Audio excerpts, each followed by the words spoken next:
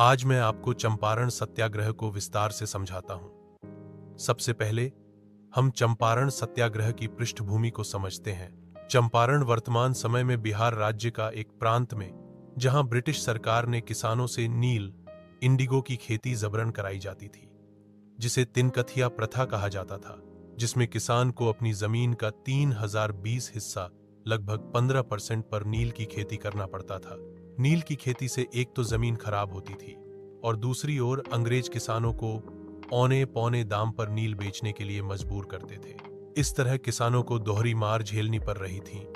एक, नील की खेती से उनकी खेत को नुकसान हो रहा था। दूसरी, अंग्रेजों का शोषण और ऊंचे लगान से भी वो परेशान थे। वर्ष 1916 ईस्वी में कांग्रेस का वार्षिक अधिवेशन लखनऊ में हो रहा था।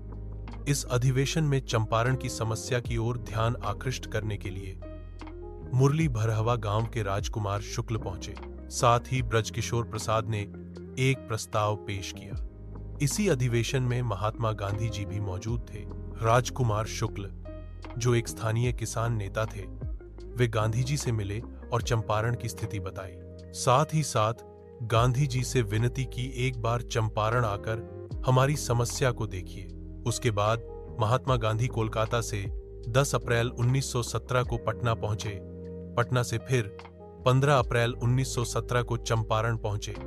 वहां की स्थिति को देख इसके बाद उन्होंने प्लांटर्स एसोसिएशन के सचिव J.M. विल्सन से जांच कार्य में सहयोग करने का अनुरोध किया, किंतु चंपारण के जिला मजिस्ट्रेट हार्ड कॉक ने 16 अप्रैल 1917 को महात्मा गांधी जी के चंपारण छोड़ने का नोटिस जारी कर दिया।